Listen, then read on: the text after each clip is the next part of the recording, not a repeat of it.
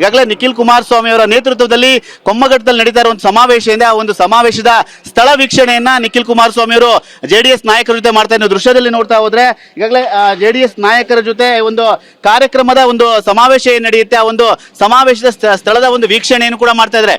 ಲಕ್ಷಾಂತರ ಮಟ್ಟಿಗೆ ಕಾರ್ಯಕರ್ತರನ್ನು ಸೇರಿಸಿ ದೊಡ್ಡ ಮಟ್ಟಿಗೆ ಬೆಂಗಳೂರಿನಲ್ಲಿ ಶಕ್ತಿ ಪ್ರದರ್ಶನವನ್ನು ಮಾಡಲಿಕ್ಕೆ ಜೆಡಿಎಸ್ ಎಲ್ಲಾ ರೀತಿಯಾದ ಸಿದ್ಧತೆಗಳನ್ನ ಕೂಡ ಮಾಡಿಕೊಂಡಿದೆ.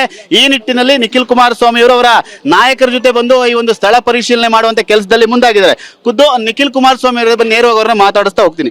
ಸರ್, ಈಗ ಬೆಂಗಳೂರಿನಲ್ಲಿ ಜೆಡಿಎಸ್ ಎಲ್ಲಿದೆ ಅನ್ನೋ ಒಂದು ಪ್ರಶ್ನೆ ಕೇಳ್ತಾರೆ ವಿಪಕ್ಷಗಳು. ಆ ಒಂದು ನಿಟ್ಟಿನಲ್ಲಿ ದೊಡ್ಡ ಶಕ್ತಿ ಪ್ರದರ್ಶನಕ್ಕೆ ವೇದಿಕೆ ಸಿದ್ಧತೆ ಆಗಿದೆ. ಈಗಾಗಲೇ ಜನತಾದಳ ಪಕ್ಷ 25 ವರ್ಷ ಬೆಳ್ಳಿ ಹಬ್ಬ ಆಚರಣೆ ಮಾಡ್ತಾ ಇರ್ತಕ್ಕಂಥ ಈ ಶುಭ ಸಂದರ್ಭ. ಹಾಸನ ಜಿಲ್ಲೆಯಲ್ಲಿ ಸ್ವಾಭಾವಿಕವಾಗಿ ಹಾಸನ ಜಿಲ್ಲೆ ಜನತಾದಳ ಪಕ್ಷದ ಭದ್ರಕೋಟೆ ಅಂತ ಎಲ್ರಿಗೂ ಗೊತ್ತಿದೆ. ಅಲ್ಲಿಂದ ಪ್ರಾರಂಭ ಆದಂಥ ಈ ಸಮಾವೇಶ ಕಿತ್ತೂರು ಕರ್ನಾಟಕದಲ್ಲಿಯೂ ಕೂಡ ಬಹಳ ಯಶಸ್ವಿಯಾಗಿ ಸಮಾವೇಶ ಆ ಭಾಗದ 7 ಜಿಲ್ಲೆಯ ನಾಯಕರು ಮತ್ತೆ ಅಲ್ಲಿರ್ತಕ್ಕಂಥ ಜನಸಾಮಾನ್ಯರು ಬಂದು ಆಶೀರ್ವಾದ ಮಾಡಿ ಹೋಗಿದ್ದಾರೆ. ನಾಳೆಯ ದಿನ ಬೆಂಗಳೂರು ನಗರದಲ್ಲಿ ನಡೀತಾ ಇರ್ತಕ್ಕಂಥ ಈ ಬೃಹತ್ ಸಮಾವೇಶ ಬಹುಶಃ ತಾವು ನೋಡ್ಬೋದು. ಇವತ್ತು ವೇದಿಕೆ ಮತ್ತೆ ವೇದಿಕೆ ಮುಂಭಾಗದಲ್ಲಿ ಕುರ್ಚಿಗಳಿರ್ಬೋದು, ಎಲ್ಲವೂ ಕೂಡ ಬಹಳ ದೊಡ್ಡ ಮಟ್ಟದಲ್ಲಿ ಸಿದ್ಧತೆಗಳಾಗಿದೆ. ಪಾರ್ಕಿಂಗ್ ಲಾಟ್ಸ್ ಕೂಡ ಮ್ಯಾನೇಜ್ಮೆಂಟ್ ಕರೆಕ್ಟಾಗಿ ಆಗಿದೆ. ಮತ್ತೆ ಬರ್ತಕ್ಕಂಥವ್ರಿಗೆ ಊಟದ ವ್ಯವಸ್ಥೆಯು ಕೂಡ ಎಲ್ಲ ಅಚ್ಚುಕಟ್ಟಾಗಿ ನೆರವೇರಿಸಿದ್ದಾರೆ. ಇಲ್ಲಿ ಇದು ನಡೀತಾ ಇರ್ತಕ್ಕಂಥದ್ದು 3ನೇ ಈ ರೀತಿ ದೊಡ್ಡ ಸಮಾವೇಶ. ಹಿಂದೆ 18ರಲ್ಲಿ ದೇವೇಗೌಡರು ಸಾಹೇಬರ ನೇತೃತ್ವದಲ್ಲಿ ನಡೆದಿತ್ತು. ಆಮೇಲೆ ಪ್ರಧಾನಮಂತ್ರಿಗಳ ನೇತೃತ್ವದಲ್ಲಿ ಇತ್ತೀಚೆಗೆ ಲೋಕಸಭಾ ಚುನಾವಣೆಯಲ್ಲಿ ನಡೀತು. ಈಗ ಇಲ್ಲಿ ಜನತಾದಳ ಪಕ್ಷದ ಸಮಾವೇಶ ನಡೀತಾ ಇದೆ. ಬೆಂಗಳೂರು ನಗರದಲ್ಲಿ ಯಾರು ಜಾತ್ಯತೀತ ಜನತಾದಳ ಪಕ್ಷ ತನ್ನ ಶಕ್ತಿಯನ್ನ ಕುಂದಿದೆ ಅಂತಕ್ಕಂಥ ಅಪಹಾಸ್ಯ ಮಾಡ್ತಾರೆ ಅಂಥವ್ರಿಗೆ ಬಹುಶಃ ನಾಳೆಯ ದಿನ ಈ ಸಮಾವೇಶದ ಮೂಲಕ ಒಂದು ತಕ್ಕ ಉತ್ತರವನ್ನು ಕೊಡ್ತೇವೆ. ಇದು ಕೇವಲ ಒಂದು ಸಮಾವೇಶದಿಂದ ನಾವು ಸಂಘಟನೆ ಮಾಡ್ತೇವೆ ಅಂತಕ್ಕಂಥದ್ದನ್ನ ನಾನು ಹೇಳಲಿಕ್ಕೆ ಆಗೋದಿಲ್ಲ. This is A motivation for the cadre. Sir, ಈಗ ನಾಳಿನ ಸಮಾವೇಶಕ್ಕೆ ಸಿದ್ಧತೆಯನ್ನು ಕೂಡ ನೀವು ನಾಯಕರ ಜೊತೆ ವೀಕ್ಷಣೆ ಮಾಡ್ತಾ ಇದ್ದೀರಾ. ಎಷ್ಟು ಜನ ಕಾರ್ಯಕರ್ತರು ಸೇರುವ ನಿರೀಕ್ಷೆ ಇದೆ? ನಾಳೆ 1,00,000ಕ್ಕೂ ಅಧಿಕ ಜನಸಾಗರ ಇವತ್ತು ಬೆಂಗಳೂರು ನಗರಕ್ಕೆ ಸೀಮಿತವಾಗಿ ಬರ್ತಕ್ಕಂಥದ್ದಕ್ಕೆ ಈಗಾಗಲೇ ಪೂರ್ವ ತಯಾರಿ ಕಳೆದ 20-25 ದಿನದಿಂದ ನಿರಂತರವಾಗಿ ಕಾರ್ಪೊರೇಷನ್ ಅಧ್ಯಕ್ಷರುಗಳು ಇಲ್ಲಿ ಜವರೇಗೌಡರ ಜೊತೆಲಿದ್ದಾರೆ, ವಿಧಾನ ಪರಿಷತ್ನ ಸದಸ್ಯರು, ಅವರ ಕ್ಷೇತ್ರ ಕೊಮ್ಮಘಟ್ಟದಲ್ಲಿ ನಡೀತಾ ಇದೆ, ಸರ್ವಣ ಅವರು ಇದ್ದಾರೆ, ಜೊತೆಯಲ್ಲಿ ತಿಪ್ಪೇಸ್ವಾಮಣ್ಣ ಅವರು ಇದ್ದಾರೆ. ಈ ರೀತಿ ಅನೇಕ ಜನ ಮುಖಂಡರುಗಳು ಜವಾಬ್ದಾರಿ ತಗೊಂಡಿದ್ದಾರೆ. ಬೆಂಗಳೂರು ನಗರದಲ್ಲಿ ಬಹಳ ಅಪಾರ ಸಂಖ್ಯೆಯಲ್ಲಿ ಬರ್ತಾರೆ. ಒಟ್ಟಾರೆಯಾಗಿ ಒಂದು ದೊಡ್ಡ ಐತಿಹಾಸಿಕವಾದ ಒಂದು ಕಾರ್ಯಕ್ರಮ ನಾಳೆ ಸಾಕ್ಷಿ ಆಗ್ತದೆ. ಈಗ ಐತಿಹಾಸಿಕ ಕಾರ್ಯಕ್ರಮಕ್ಕೆ ಸಾಕ್ಷಿ ಆಗುತ್ತೆ ವೇದಿಕೆ ಅಂತ ಹೇಳ್ತಿದ್ದಾರೆ. ಅದೇ ಕಾಂಗ್ರೆಸ್ ಒಂದು ಟೀಕೆ ಮಾಡ್ತಾ ಇರುತ್ತೆ ಯಾವಾಗ್ಲೂ, ಬೆಂಗಳೂರಿಗೆ ಜೆಡಿಎಸ್ ನ ಕೊಡುಗೆ ಏನು, ಸುಮ್ಮನೆ ಮಾತಾಡ್ತಾರೆ ಯಾವಾಗ್ಲೂ ಅಂತ ಹೇಳಿ. ಬೆಂಗಳೂರಿಗೆ ಜೆಡಿಎಸ್ ನ ಕೊಡುಗೆ ಏನು ಅಂತಕ್ಕಂಥದ್ದು ನಾಳೆ ಎಲ್ಲವೂ ಕೂಡ ಎಳೆ ಎಳೆಯಾಗಿ ವಿವರಿಸ್ತಾ ಹೋಗ್ತೇವೆ. ಆದರೆ ಕಾಂಗ್ರೆಸ್ನ ಕೊಡುಗೆ ಬೆಂಗಳೂರಿಗೆ ಏನಪ್ಪಾ ಅಂದ್ರೆ, ಒಂದ್ ಕಡೆ ಗುಂಡಿ ಬಿದ್ದಿರ್ತಕ್ಕಂಥ ಬೆಂಗಳೂರು ನಗರದಲ್ಲಿ ಮುಖ್ಯ ರಸ್ತೆಗಳಲ್ಲಿ ಗುಂಡಿ ಬಿದ್ದಿರ್ತಕ್ಕಂಥ ರಸ್ತೆಗಳಿಗೆ ಇಲ್ಲಿಯೂ ಕೂಡ ಗುಂಡಿ ಮುಚ್ಚಲಿಕ್ಕಾಗಲಿಲ್ಲ. ಎಷ್ಟೋ ಜನ ಅಮಾಯಕರು ಪಾಪ ಗುಂಡಿ ಅವಾಯ್ಡ್ ಮಾಡಕ್ ಹೋಗಿ ಪ್ರಾಣ ಕಳ್ಕೊಂಡಿರ್ತಕ್ಕಂಥದ್ದು ಈಗಾಗಲೇ ರಿಜಿಸ್ಟರ್ ಆಗಿದೆ. ಜೊತೆಯಲ್ಲಿ ಬಿ ಖಾತೆನ ಎ ಖಾತೆ ಮಾಡ್ತೇವೆ ಅಂತಕ್ಕಂಥ ದಂಧೆ. ಇನ್ನ ಈ ನೀರಿನ ವಿಚಾರವಾಗಿ ಶುಲ್ಕ ಎಷ್ಟು 18ರಿಂದ 20 ವಿಚಾರದಲ್ಲಿ ಶುಲ್ಕಗಳು ಏರಿಕೆ ಮಾಡಿರ್ತಕ್ಕಂಥದ್ದು. ಇನ್ನ ಕಸದ ಸಮಸ್ಯೆ ಅಂತೂ ಬೀದಿಲಿ ಕಸದ ರಾಶಿ ನೋಡ್ಬೋದು. ಎಲ್ಲೂ ಕಸ ವಿಲೇವಾರಿ ಘಟಕ ವೈಜ್ಞಾನಿಕವಾಗಿ ಬೇರೆ ಅಕ್ಕಪಕ್ಕದ ರಾಜ್ಯಗಳು ಮಾಡಿದ್ರು ಕೂಡ ಇಲ್ಲಿ ಬೆಂಗಳೂರು ನಗರದಲ್ಲಿ ಅದನ್ನ ಮಾಡ್ಲಿಕ್ಕೆ ಇಲ್ಲಿವರೆಗೂ ಇವ್ರ ಕೈಲಿ ಆಗಿಲ್ಲ. ರಾಜ್ಯ ಸರ್ಕಾರದ ಕೊಡುಗೆ ಏನಪ್ಪಾ ಅಂದ್ರೆ, ಬೆಂಗಳೂರು ನಗರವನ್ನ ಸಂಪೂರ್ಣವಾಗಿ ತಿಂದು ಉಂಡು ಭ್ರಷ್ಟಾಚಾರವನ್ನ ತಾಂಡವ ಆಡಿಸ್ತಾ ಇರ್ತಕ್ಕಂಥದ್ದು. ಏಕೆಂದ್ರೆ ಯಾರ ಒಬ್ಬ ನಾಯಕನ ಮನಸ್ಥಿತಿ ಯಾವ ರೀತಿ ಇರುತ್ತೆ ಆ ರೀತಿ ಅಧಿಕಾರಿಗಳು ನಡ್ಕೋತಾರೆ, ಆದ್ರೆ ಆ ರೀತಿ ಸರ್ಕಾರದ ಕಚೇರಿಗಳು ನಡೆಯುತ್ತೆ. ಇವತ್ತು ಯಾವುದೇ ಒಂದು ಸರ್ಕಾರಿ ಕಚೇರಿಗಳಿಗೆ ಹೋಗಿ ₹1 ದುಡ್ಡಿಲ್ದಿರ, ₹1 ಅದಕ್ಕೆ ಭ್ರಷ್ಟಾಚಾರ ಇಲ್ದಿರ, ಕಮಿಷನ್ ಇಲ್ದಿರ ಒಂದು ಕೆಲಸ ಆಗ್ತಾ ಇಲ್ಲ, ದುಡ್ಡು ಕೊಟ್ಟರು ಕೆಲಸ ಆಗ್ತಾ ಇಲ್ಲ. ಇದು ಪ್ರತಿನಿತ್ಯ ಸಾಮಾನ್ಯ ಜನರ ಒಂದು ಯಾತನೆ. ಆದ್ರೆ ಇನ್ನೊಂದ್ ಕಡೆ ಕಾಂಟ್ರಾಕ್ಟರ್ಗಳ ಯಾತನೆ ಒಂದ್ ಕಡೆ, ಬಿಲ್ಡರ್ಗಳ ಯಾತನೆ ಒಂದ್ ಕಡೆ, ಪ್ರಾಪರ್ಟಿ ಟ್ಯಾಕ್ಸ್ ಬೆಲೆ ಎಲ್ಲಿ, ಇದು ನೂರಾರು ವಿಚಾರಗಳಿದೆ. ಎಲ್ಲ ನಾಳೆ ಮಾತಾಡ್ತೀವಿ. ಕಾಂಗ್ರೆಸ್ ನಾಯಕರ ಬೇರೆ ರೀತಿಯಾದ ವರ್ತನೆ ಇದೆ ಅಂತೀರ ಹಾಗಾದ್ರೆ ಅಭಿವೃದ್ಧಿಕ್ಕಿಂತ?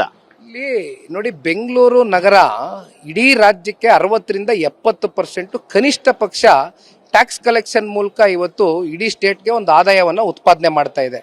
ಇಂಥ ಬೆಂಗಳೂರು ನಗರಕ್ಕೆ ಏನ್ ಕೊಡುಗೆ ಕೊಟ್ಟಿದ್ದಾರೆ ಕಾಂಗ್ರೆಸ್ನವರು? ಪಕ್ಕದಲ್ಲಿ ಇರ್ತಕ್ಕಂಥ ಆಂಧ್ರ ಪ್ರದೇಶ, ಪೈಸೆಗೆ ಲ್ಯಾಂಡ್ ಕೊಡ್ತೀವಿ ಅಂತ ಕರೀತಾರೆ, ಹೊಸ ಹೊಸ ಪಾಲಿಸಿ ಮೇಕಿಂಗ್ಗಳು ಮಾಡ್ತಾರೆ. ಒಟ್ಟಾರೆಯಾಗಿ ಆಕರ್ಷಣೆ ಮಾಡ್ಕೊಂಡು ಇವತ್ತೇನು ಗ್ಲೋಬಲ್ ಇನ್ವೆಸ್ಟರ್ಸ್ ಮೀಟ್ ಅಂತ ಕರೀತಾರೆ, ಯಾವ ಪುರುಷಾರ್ಥಕ್ಕೆ ಮಾಡ್ತಾ ಇದ್ದೀರಿ? ಯಾವ ಇನ್ವೆಸ್ಟರ್ಸ್ ಬಂದು ಇನ್ವೆಸ್ಟ್ ಮಾಡಿದ್ದಾರೆ? ಯಾವ ಇನ್ಫ್ರಾಸ್ಟ್ರಕ್ಚರ್ ಪ್ರೊವಿಷನ್ ಮಾಡಿದ್ದೀರಿ ನೀವು ಬೆಂಗಳೂರು ನಗರದಲ್ಲಿ? ಮೊನ್ನೆ ಇತ್ತೀಚೆಗೆ ಔಟರ್ ರಿಂಗ್ ರೋಡು ಹೆಚ್ಚು ಕಮ್ಮಿ 700 ಇಂದ 800 ಕೋಟಿ ಪ್ರತಿ ವರ್ಷ ಟ್ಯಾಕ್ಸ್ ಕಲೆಕ್ಷನ್ ಆಗುತ್ತೆ ಅಲ್ಲಿ ಇರ್ತಕ್ಕಂಥ ಕಂಪ್ನಿಗಳ ಮೂಲಕ. ಅಲ್ಲಿ ಯಾವುದೋ ಒಂದು ಬ್ಲ್ಯಾಕ್ ಬಕ್ ಅಂತ ಕಂಪ್ನಿ ಒಬ್ಬ CEO ಅವನ ಅಸಹಾಯಕತೆಯನ್ನು ಹೇಳಿದ್ರೆ ಪ್ರತಿನಿತ್ಯ ನಾವು 2 ಗಂಟೆ ಕಮ್ಯೂಟ್ ಮಾಡಬೇಕಾಗ್ತದೆ. ಟ್ರಾಫಿಕ್ ಸಮಸ್ಯೆ, ಇಲ್ಲಿ ರಸ್ತೆಯಲ್ಲಿದೆ, ಜೊತೆಯಲ್ಲಿ ಚರಂಡಿಯಲ್ಲಿದೆ, ಈ ನಮಗೆ ಗೊತ್ತಾಗ್ತಾನೆ ಇಲ್ಲ. 2 ಗಂಟೆ ಬರ್ತಾರೆ, 2 ಗಂಟೆ ಹೋಗ್ತಾರೆ, ಧೂಳು ಕುಡ್ಕೊಂಡು ಹೋಗ್ಬೇಕು, ಧೂಳು ಕುಡ್ಕೊಂಡು ಬರಬೇಕು. ಇಷ್ಟೆಲ್ಲ ಕೋಟಿಗಳು ಇನ್ವೆಸ್ಟ್ ಮಾಡಿದೆ ಈ ಕಂಪ್ನಿ. ನಾವು ಇಲ್ಲಿಂದ ಬಿಟ್ಟು ಹೋಗ್ತೀವಿ ಅಂದರೆ ಉಸ್ತುವಾರಿ ಮಂತ್ರಿಗಳು, ಬೆಂಗಳೂರಿನ ಉಸ್ತುವಾರಿ ಮಂತ್ರಿಗಳು, ಉಪಮುಖ್ಯಮಂತ್ರಿಗಳು ಏನು ಹೇಳಿದ್ರು? ಸರಿಪಡಿಸ್ತೀನಿ, ತಲೆ ಕೆಡಿಸ್ಕೋಬೇಡಿ ಅಂತ ಹೇಳ್ಬೇಕಾಗಿತ್ತಾ? ಬಂದು ಆಲಿಸ್ಬೇಕಾಗಿತ್ತಾ? ಬನ್ನಿ ನನ್ನ ಭೇಟಿ ಮಾಡಿ, ಅದೇನು ಸಮಸ್ಯೆ ಇದೆ ಆಲಿಸ್ತೀನಿ, ಬಗೆಹರಿಸ್ತೀನಿ ಅನ್ಬೇಕಾಗಿತ್ತಾ? ಹೋಗೋದಿದ್ರೆ ಹೋಗ್ರಿ, ಬಿಟ್ಟೋಗಿ ಅಂತ ಹೇಳ್ಬೇಕಾಗಿತ್ತಾ? ನಷ್ಟ ಯಾರಿಗೆ?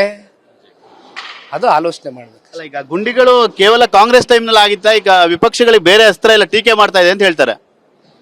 ಅಣ್ಣ ನೋಡೋಣ, ಅತಿ ಹೆಚ್ಚು ಗುಂಡಿಗಳು ಇವತ್ತು BBMPನೇ ಫೈಂಡ್ ಔಟ್ ಮಾಡಿದೆಯಲ್ಲ, ಎಷ್ಟು ಗುಂಡಿಗಳಾಗಿದೆ, ಎಷ್ಟು ಗುಂಡಿಗಳು ಮುಚ್ಚಿದ್ದಾರೆ ಅಂತಕ್ಕಂಥದ್ದು ಹೇಳ್ಬೇಕಲ್ಲ. ಎಷ್ಟು ಗುಂಡಿ ಬಿದ್ದಿದೆ ಅಂತ ಹೇಳಿದ್ದಾರೆ, ಎಷ್ಟು ಗುಂಡಿ ಮುಚ್ಚಿದ್ದಾರೆ.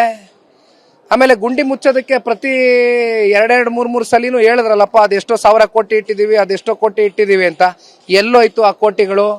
ಗುಂಡಿ ಹಂಗಂಗೆ ಬಿದ್ದವೆ ಇನ್ನು. ಈಗ GBA ಚುನಾವಣೆ ಒಂದು ದೃಷ್ಟಿಯಲ್ಲಿ ಒಂದು ದೊಡ್ಡ ಸಮಾವೇಶನ ಆಯೋಜನೆ ಆಗಿದೆ.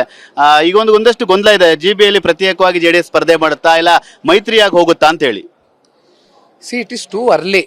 ನಾವು ಈಗ ಪಕ್ಷ ಸಂಘಟನೆ ದೃಷ್ಟಿಯಿಂದ ಒಂದು GBA ಕಮಿಟಿ ಮಾಡಿಕೊಂಡು ಅನೇಕ ತಿಂಗಳುಗಳಾಗಿದೆ, ನಿರಂತರವಾಗಿ ಸಭೆಗಳು ಕಂಡಕ್ಟ್ ಮಾಡ್ತಾ ಇದ್ದೀವಿ. ನಮ್ಮ ಮುಖಂಡರು ಕಾರ್ಯಕರ್ತರಿಗೆ ಹೇಳ್ತಾ ಇರ್ತಕ್ಕಂಥದ್ದಿಷ್ಟೇ, ಈಗಾಗಲೇ ಫೈನಲ್ ನೋಟಿಫಿಕೇಶನ್ ಜಾರಿಯಾಗಿದೆ.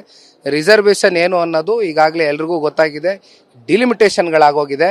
ಈಗ ಎಲ್ಲ ಪಕ್ಕಾ ಆಗಿ ಒಂದು ಕ್ಲಾರಿಟಿ ಇರೋದ್ರಿಂದ ಆಯಾ ವಾರ್ಡ್ಗೆ ಸೀಮಿತವಾಗಿ ಯಾರ್ಯಾರು ಆಕಾಂಕ್ಷಿತರು ಅಂತ ಇದ್ದೀರಿ, ನಾವು ಒಂದಷ್ಟು ಪಾರ್ಟಿ ಕಡೆಯಿಂದ ಟಾಸ್ಕ್ಗಳನ್ನ ಕೊಡ್ತಾ ಹೋಗ್ತೇವೆ. ನಾಳೆಯ ದಿನ ಸಮಾವೇಶ ಮುಗಿದ ನಂತರ ಪ್ರತಿ ಅಸೆಂಬ್ಲಿ ಸೆಗ್ಮೆಂಟಲ್ಲೂ ಇನ್ಚಾರ್ಜಸ್ನ ಹಾಕ್ತೇವೆ.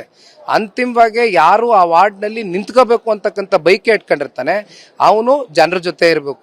ಜನ ಅವನ ಮೇಲೆ ವಿಶ್ವಾಸ ಇದೆ ಅಂತಕ್ಕಂಥ ರಿಪೋರ್ಟು ಸರ್ವೆ ಮೂಲಕ ನಮಗೆ ಬಂದಂಥ ಸಂದರ್ಭದಲ್ಲಿ ಆ ವರದಿಯನ್ನೇ ಮುಂದಿಟ್ಕೊಂಡು ಒಂದು ಕಮಿಟಿಯನ್ನ ಮಾಡಿ ಅಂತಿಮವಾಗಿ ಹೊಸ ನಾಯಕತ್ವಕ್ಕೆ ಮನ್ನಣೆ ಆಗ್ತಕ್ಕಂಥದ್ದಕ್ಕೆ GBA ಚುನಾವಣೆ ಸಿದ್ಧ ಆಗಿದೆ. ಯಾವುದೇ ಗೊಂದಲ ಇಲ್ಲ ಹಾಗಾದ್ರೆ ಮೈತ್ರಿ ಈ ವಿಚಾರದಲ್ಲಿ? ಮೈತ್ರಿ ವಿಚಾರದಲ್ಲಿ ಗೊಂದಲ ಅನ್ನೋದು ಯಾವಾಗ ಬರುತ್ತೆ ಅಂದ್ರೆ ಚುನಾವಣೆ ದಿನಾಂಕ ಘೋಷಣೆ ಆಗ್ಬೇಕು. ಚುನಾವಣೆ ದಿನಾಂಕ ಘೋಷಣೆ ಆದಾಗ ಇವೆಲ್ಲವೂ ಕೂಡ ಮುನ್ನೆಲೆಗೆ ಬರ್ತದೆ. ಬಟ್ ಈಗ ನೋಡೋಣ, ಗೊಂದಲ ಮಾಡ್ಕೊಳ್ತಕ್ಕಂಥ ವಿಚಾರದಲ್ಲಿ ನಾವಾಗ್ಲಿ ನಮ್ಮ ಮಿತ್ರ ಪಕ್ಷ ಆಗ್ಲಿ ನಾವ್ಯಾರು ಸಿದ್ರಿಲ್ಲ ಅಂತಕ್ಕಂಥದ್ದು ನಾನು ಭಾವಿಸಿದ್ದೀನಿ. ಯಾಕೆಂದ್ರೆ ನಾವಿಬ್ರು ಕೂಡ ಒಂದು ಒಳ್ಳೆಯ ಉದ್ದೇಶದಿಂದ ಕೈ ಜೋಡಿಸಿದೀವಿ.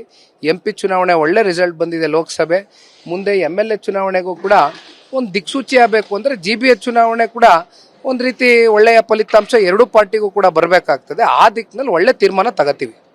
ಇದಿಷ್ಟು ನಿಖಿಲ್ ಕುಮಾರಸ್ವಾಮಿ ಅವರ. ಮತ್ತೆ ಈಗಾಗಲೇ ನಾಯಕರ ಜೊತೆ ಅವರೀಗ ಎಲ್ಲ ಒಂದು ಈ ಒಂದು ಸ್ಥಳ ಪರಿಶೀಲನೆ ಕೂಡ ಮಾಡ್ತಾ ಇದ್ದಾರೆ. ಹಾಗಾಗಿ ಪ್ರಮುಖವಾಗಿ ಈ ಒಂದು ಕಾರ್ಯಕ್ರಮ ಎಂದೇ ನಾಳೆ ಒಂದು ದೊಡ್ಡ ಶಕ್ತಿ ಪ್ರದರ್ಶನವನ್ನು ಮಾಡ್ತೀವಿ.